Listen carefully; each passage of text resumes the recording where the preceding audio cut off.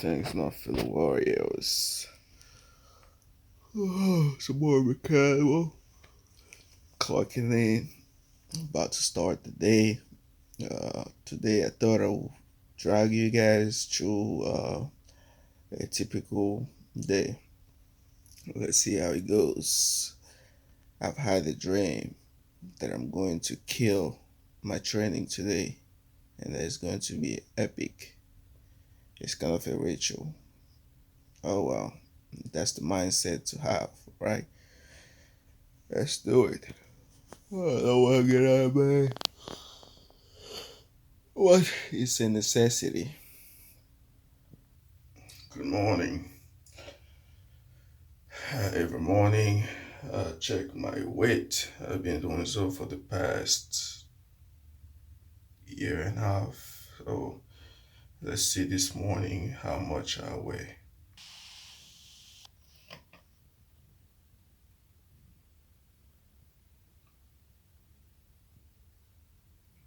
Bang. 186.4. That's about right. I've been fluctuating between 190 and 185. There you go. Excuse my sexy toes. There you go.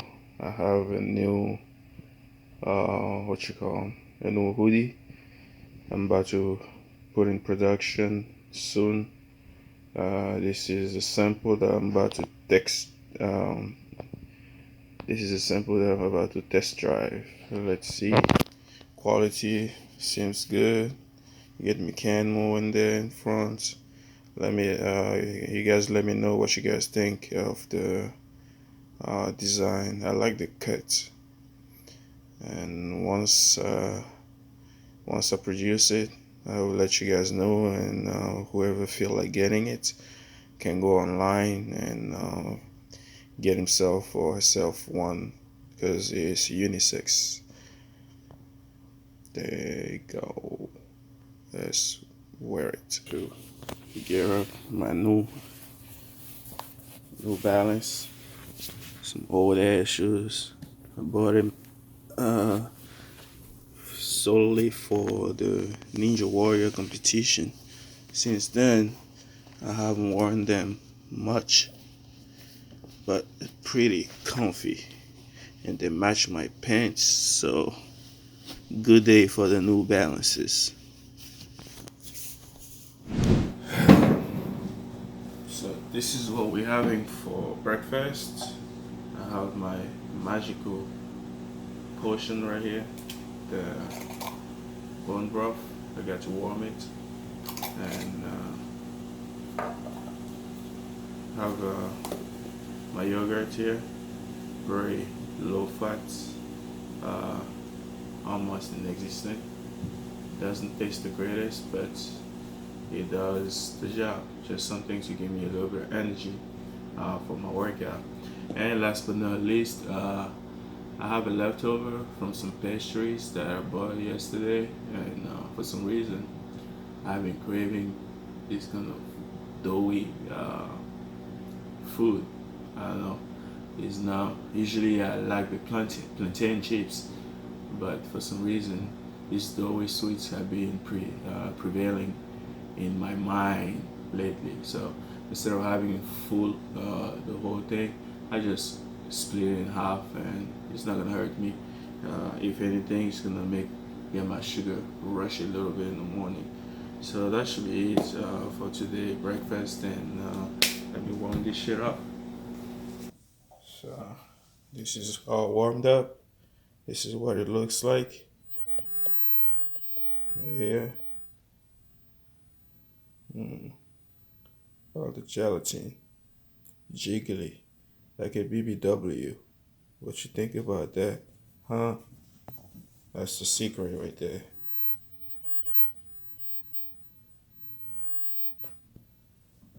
Usually, I'll sprinkle some the some paprika spices, but because I'm about to work out, I'm afraid of the acid reflux if I go too hard and and when it comes up, then it will be burning my throat. I don't want that feeling, so I'm just gonna drink it, just like that.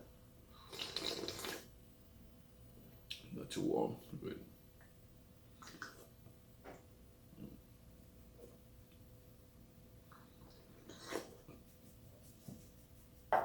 coffee here, as you can see, is gorilla driven. Everything gorilla all day. Pardon my obsession with gorillas.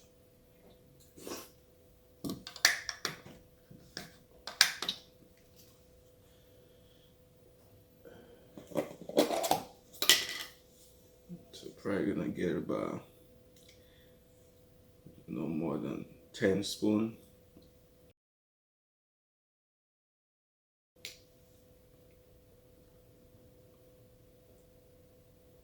It's good. I don't I don't like to eat too much before I train because of the feeling of being bloated or too heavy. So this is a typical example of eat to live and not live to eat. Because if it was up to me, I would not be eating, but I do have to eat to have a bit of energy. I can train on an empty stomach, depending on the day. Some day it feels good, some day I just don't have it. But to avoid that randomness, I just make it as a rule to just eat a little bit. And when I do that, everything is good. I get to have a wonderful training. But always say, every day you have to wake up with the mindset of having a successful training, because when you reach a certain level, uh, like it's hard to see visible progress, especially when you're training skills. So you just have to embrace the process and be grateful uh, for the little small improvement, even though how much we have, even we have much ease you improve on moving, is something you have to be happy about. So yeah, I feel today is gonna be great, man. I mean, for past 3-4 weeks, I've adjusted my training, in a way that uh, like I don't feel super sore anymore, and I haven't felt that way in forever. And I think this is a secret. No, I'm kidding.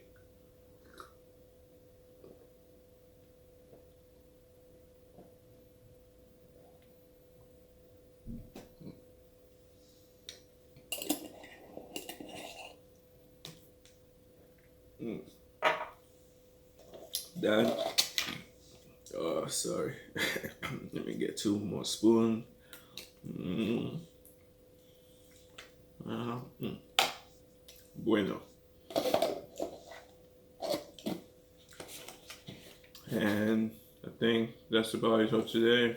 I'm about to head out. And speaking of this thing right here, see,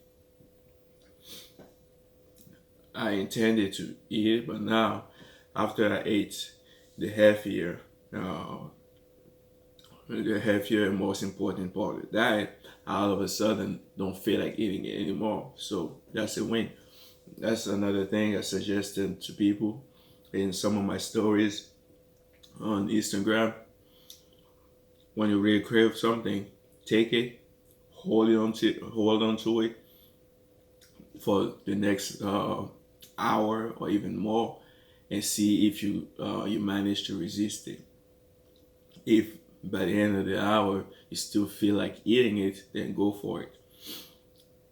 I'm pretty sure if you're the type of person that aspires to eat healthier, after a while of watching the food, or maybe uh, throwing your mind on something else other than that food, you probably will feel less and less interested in the food that you've been craving with.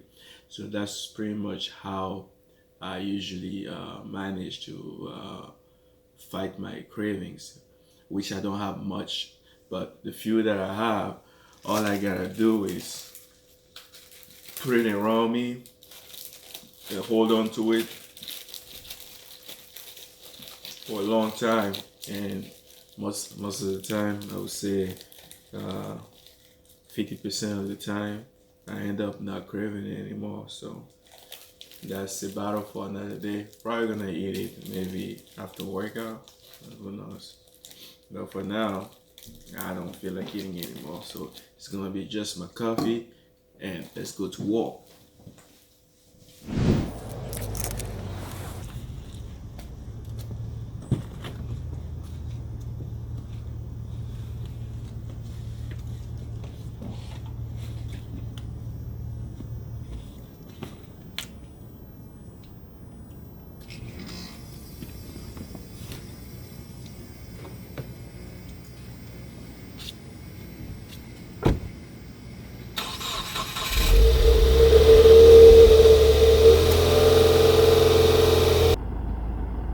And this is the part where I get to listen to my subscription on YouTube, and they vary from a range of entertainment, radio, podcasts, a little bit of everything.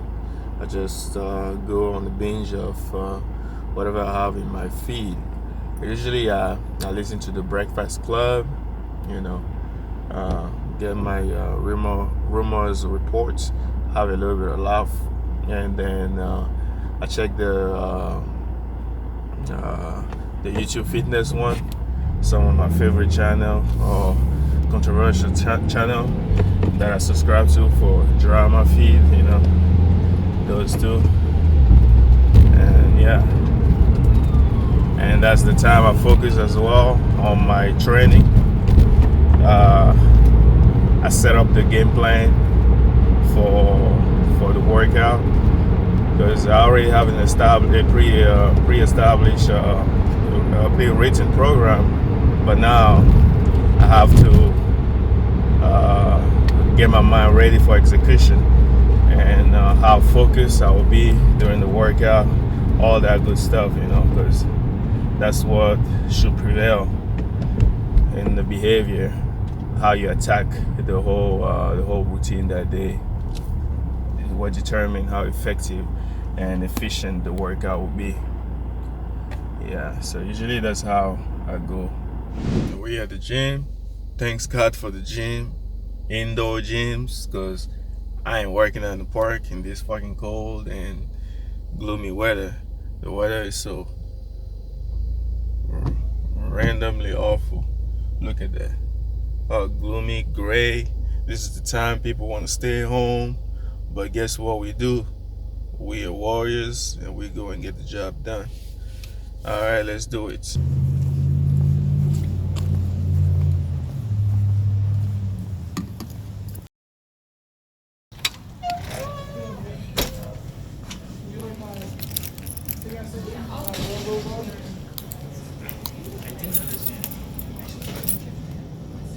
Thank you.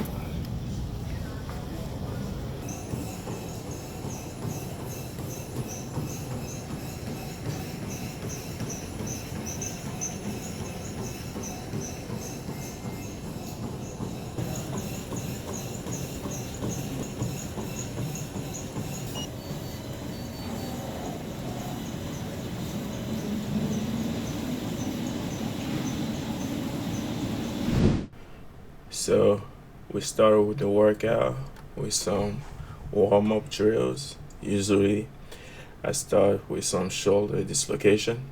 As you can see, the closer you are, the harder and the better.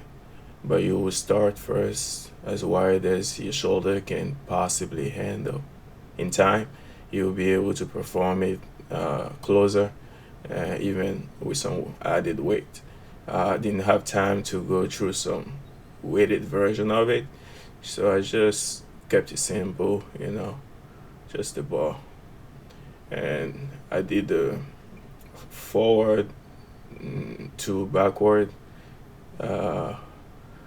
variation first, and then I did the reverse one as well because I'm doing without any added weight. I just added some volume. When I do it heavy, I just keep it on the low rep, and sometimes I don't really need to uh, do the two variation. When I perform it just with the empty bar, I go with both variation real quick, and then I go to my second best choice for shoulder warm up, the eagle arms, and something that I've learned training with Metin. Uh, it's been pretty handy to me. I use it in pretty much all my warm ups. Sometimes I can do it weighted, depending on how I feel. Just remember that you're warming up. You just don't want to make it way too challenging. So, so depending on how I feel that day, I can either go hard and heavy load or just keep it like empty. So the third one here is the table to L sit. Those are good as well for shoulder extension, and with those three exercises combined, I pretty much cover my shoulder warm up pretty efficiently. And then I went for the wrist warm up and strengthening. So just some pretty quick random drills up there that pretty much everybody knows, and that's it. So I did this for 3 rounds. That was my warm up, and right after I got on with my main workout, and the workout will be as follow. It will be the wall assisted handstand presses that you're watching right now. They are really tough. I could use some straddle actually, but I've done them for quite some time already. So I decided to take it up a notch by keeping my legs together. That's why it feels so overwhelming. But it is what it is. We shall see. And then I superset them with some handstand hold, barely facing the wall. Uh, I am not above that exercise, even though I can hold the handstand. I still feel like I can use some higher shoulder elevation and focus more on that, uh, and not worry about the balancing too much. So I still use those to enhance my handstand, and I would suggest them to every beginner. It's a really great exercise to stick to, and that's pretty much the key to uh, what you call 'em, getting you comfortable in the handstand position. So yes, if you are a beginner, start with them and abuse them. All right. Next will be the front lever pulls. Today we're doing them and supersetting them with some shoulder planche hold for 3 repetition. The front lever pulls are going for 4 repetition here, and the straddle planche hold will go for 3 repetition. Yeah, I don't know if I mentioned that. So this is the lever pull. I've been building it up for the past 3 weeks, and I think after this, I probably will switch a variation. If not, maybe pushing it for another 1 week to get 5 repetitions. So pretty much, it's a progressive overload of 1 repetition. I keep the volume low. In this cycle, I went for only two sets, So he's been coming along pretty well. Change things up around a little bit to let my body have the time to recover. So I kept the volume low and added the intensity, and that was it. And as you can see on the shadow, on the third repetition, given that I didn't have the strength to hold, I went for a tuck. So by any means, whatever it takes to get the time on the tension, you do it. That's the secret. And now we're getting on to the one on pull. I think today rep range is between 2 and 4. And as you can see on the third one, I couldn't go up, which is okay. So I just take it as it is.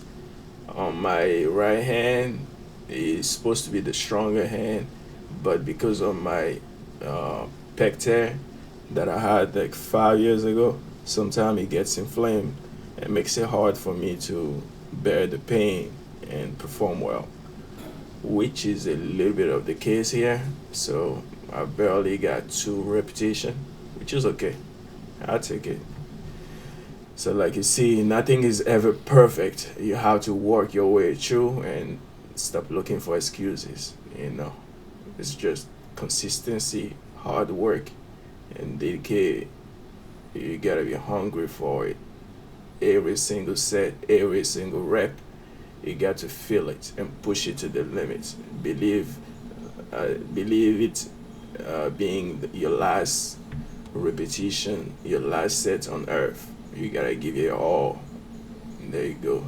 Especially in terms of skill training, and it can be nerve-wracking to come the next week and hope that it will be the breakthrough, and more than likely it won't be. But you never know. Just one day, boom, you get it. But until then, you just have to hope that okay, maybe this session will be that session, and at 85-90% of the time it's not the case. So but you need to learn to love it that way. So here we have the arch pulls, very good for the tightness in your scapular, enhancing the tightness, which I do need for my front lever. So I've been working on them weighted this time to be able to enhance the unweighted version. So quality over quantity. I'm only using 25 pound right now and focusing on slow eccentric and powerful concentric.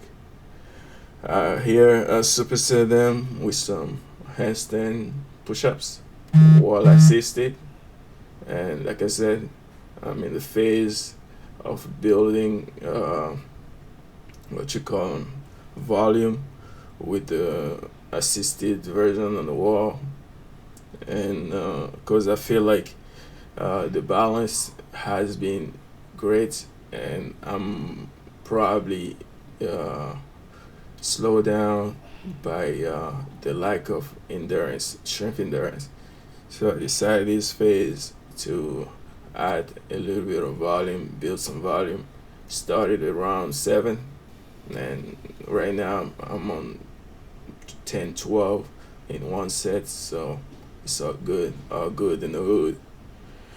And after those, I went for rotator cuff strengthening. Those are Cuban rotation. We all know them. Very good to build some rotator cuff of steel. And I've used the dumbbell variation unilaterally before. So this time, to change stimulus, I'm using a barbell. This is the classic 45-pound barbell, aim for 12 repetition, and I superset it with some core work, some V up, aim for 15 repetition. I don't really work on abs like that, but when I do it, I have to make it in a way that it transfers to the skill that I'm working on. So this time I'm working on the compression, which will help with my visit. And right after that, it's the last part of my workout. I went for a high volume. This is a combination of body row or Australian pull, which feet and shoulder at the same level.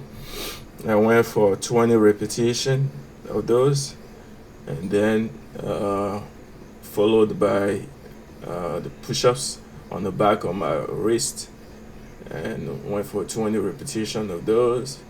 And the third exercise of the superset is body squat for 30 repetition. So I do those actually to get the blood flow in my joint, to optimize my recovery, because I tend to do too much of one thing. When I focus on high volume, I just go high volume. I go low volume, I just focus on low volume. Lately, I've been trying to combine both together to favor all energy system available.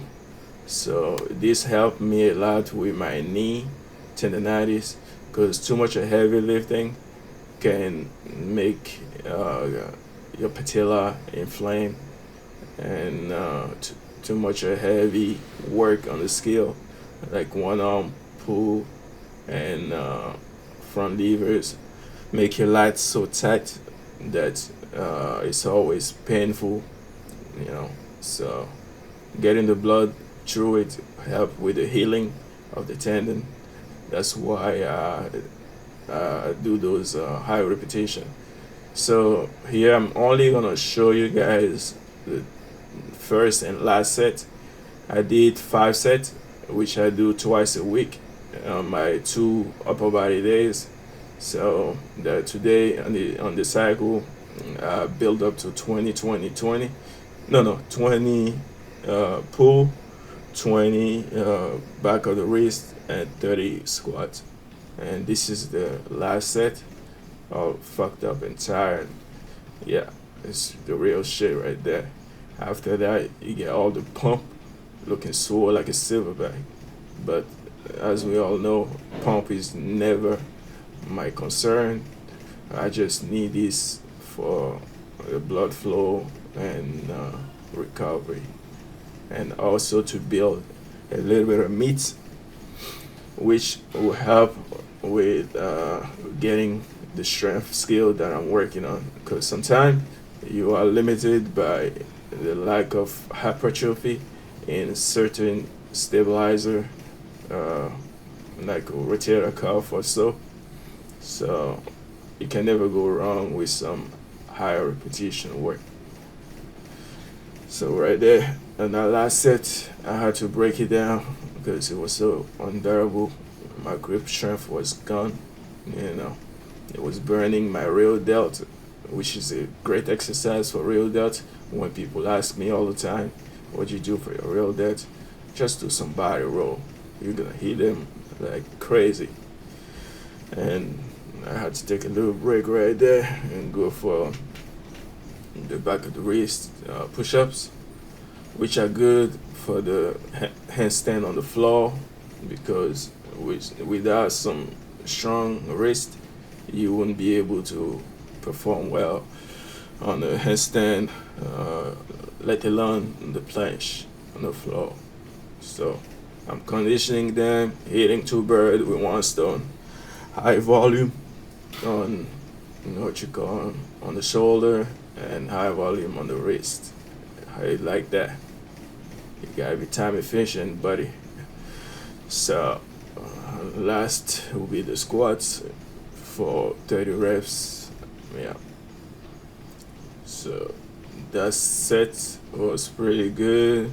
I only had to break the Australian pull on the 4th set, and fifth set. So every other set, I was able to complete it in one. So that means next week, if I was to run it again, the progress will be if on the fourth set I'm able to do all 20 pull without breaking. So you can see that it's not always about numbers, it's about the quality of the work. You know, that's how you see progress. So it is good for your heart. And you get some cardio in, the most important muscle on your body. So you can never go wrong with some high repetition. Yeah, but I'm done with those crazy high repetition. That was back in the days, and that's part of the reason I got so jacked, because Kalis and high rep, that's hypertrophy for your ass. And now I'm just focused on skills, you know. And you see the pump is real, man. Sore like the motherfucker. Yeah, I know that's what most people look for.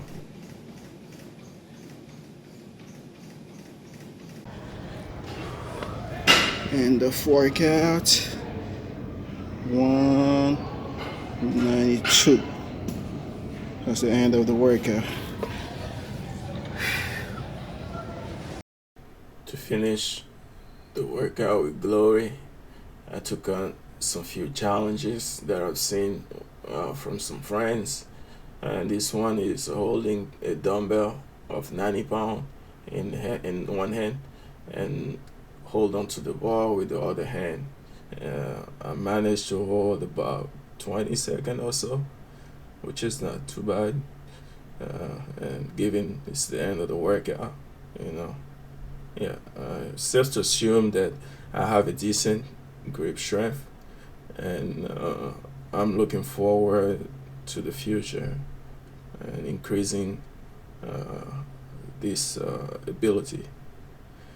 And after that, it was supposed to be the last thing I do, but given that I haven't climbed in a long time, and this is a climbing gym, it's been like 6 months, and I decided to give one climb to test my level, and I did it after this one. Another challenge that I've seen, every damn day fitness channel, he posted to Chris area of 10x, and I was like, you know what, let me just get it done, you know, a quick one.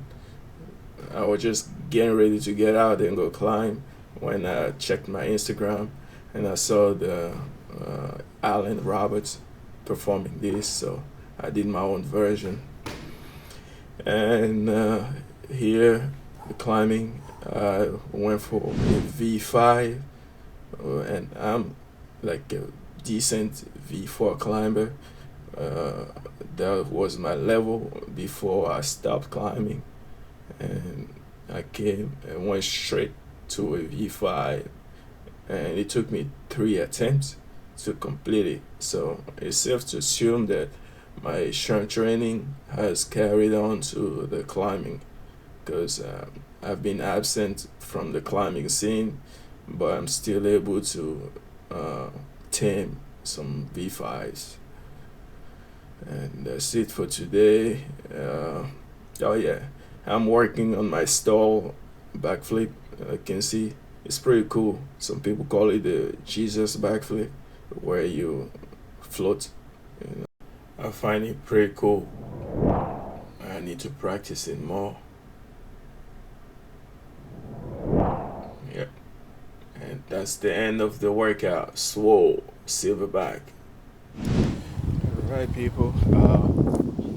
It's all dark now. We're done working out. Time to take care of other people. After taking care of myself, gotta go train my clients. And yeah, today was a successful day.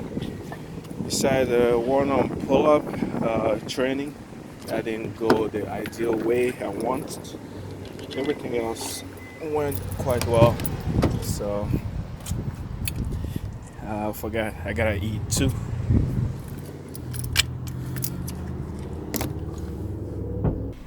Okay. So altogether, the training took about 3 hours. Cardio included, and a little bit of climbing. I haven't done that climb in a while, like 6 months, and I've even contemplated canceling the membership. Thanks God, today I came and it felt good. I attempted a V5, which is the bouldering level, and I was able to complete it. I mean, so I'm happy that all the strength training that I've been doing has carried on to the climbing without really training climbing, because I'm like a V4 level climber. Before I left, V4 fairly consistently I was able to, and today I just went straight to the I V5. normally don't talk It about was good. current. There comes the end of the day, done with work, time to get home and crush some nice dinner. Not sure yet, but we shall see. I'm so excited because all I had was an apple after workout, and you guys saw what I ate in the morning for breakfast, and that was about it. And usually, dinner is my main, my savory meal where I get to unleash the beast, and you know. All right, guys, I'll see you home. Peace. What we have here, all these goodies in my belly. What you know about that? Huh? We got some plantain, we got some shrimps, and some potato, and that shall do it. The best part of the day. You guys got to agree with me, don't you? Alright, guys. I hope you guys enjoyed the vlog. I'll let you guys in my life for one day, and I guess that's it. Gonna eat, go edit some stuff, work on some clients, programming, and go to bed and repeat. That's life. That's how it goes. And looking forward for some gains. All right, people. Everything is and will always be Beast Mode, the Meckanimal way. Salute.